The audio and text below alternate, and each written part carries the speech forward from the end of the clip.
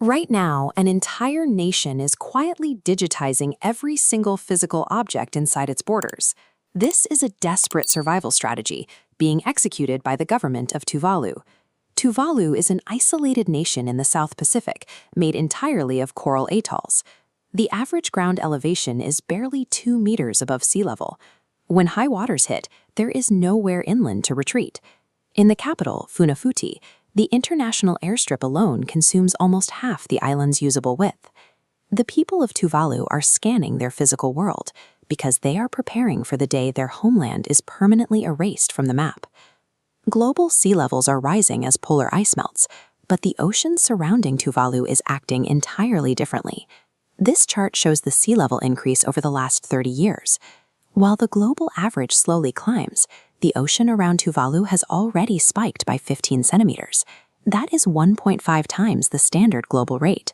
Projecting this data out to the year 2050, the local sea level jumps by another 20 to 30 centimeters. By then, the rising tide will regularly submerge critical infrastructure and drown half of the capital city. Extending the timeline to 2100, the sea pushes past the 1-meter mark. At this stage, 95% of Tuvalu's landmass will sit completely underwater. Under international law, specifically the Montevideo Convention, a recognized sovereign nation must possess a clearly defined territory and a permanent population.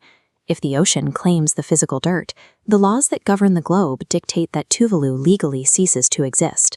To survive, they have to rewrite what it means to be a country. Tuvalu fights back with physics. They are dredging sand to artificially expand their remaining islands and erecting massive concrete barriers along the vulnerable coastlines. But Tuvalu is a remote nation of 11,000 people. They simply do not have the vast, unlimited capital required to hold back the Pacific Ocean forever. To secure the population requirement of sovereignty, Tuvalu looked to regional powers, eventually signing the historic Falapili Union Treaty with Australia. This agreement features a highly specific climate visa. Every year, a lottery system grants 280 Tuvaluan citizens permanent residency in Australia, complete with full access to housing, healthcare, and education. But that lifeline comes with a heavy caveat.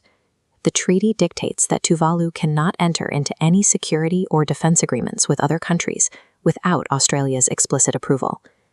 In the wider chess match of the Pacific Ocean, this directly blocks Chinese expansion into Tuvalu's territory. A nation facing immediate physical destruction is bartering its diplomatic independence to regional superpowers just to secure high ground for its people. Relocating the citizens solves half the legal equation, but it doesn't solve the problem of the vanishing territory. So the government of Tuvalu amended its constitution. They legally declared that their statehood and their claim over their maritime boundaries will remain intact even if their physical highlands completely disappear. They are actively uploading the entire apparatus of their government to the cloud. Elections, property records, and digital passports will all be maintained on remote servers, so the scattered diaspora can still function as a unified society. Citizens are actively contributing to the database by scanning family artifacts, recording traditional dances, and archiving their personal histories before the water washes the physical evidence away. By exploiting these legal frameworks, Tuvalu is attempting to become the world's first true virtual state, a legally recognized, entirely sovereign ghost nation functioning entirely in the digital ether. It's easy to look at a tiny island nation and assume this is an isolated geographical tragedy, but by the year 2050, over 800 million people worldwide will live in areas highly vulnerable to severe sea level rise. The creeping tides swallowing Tuvalu are already breaching the defenses of massive coastal hubs like Mumbai. The water is rising in Kolkata and Dhaka.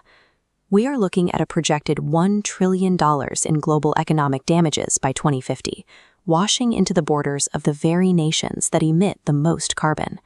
Humanity has faced down planetary crises before. When scientists discovered the massive hole in the ozone layer, global governments rapidly aligned to phase out the offending chemicals, and the atmosphere began to heal.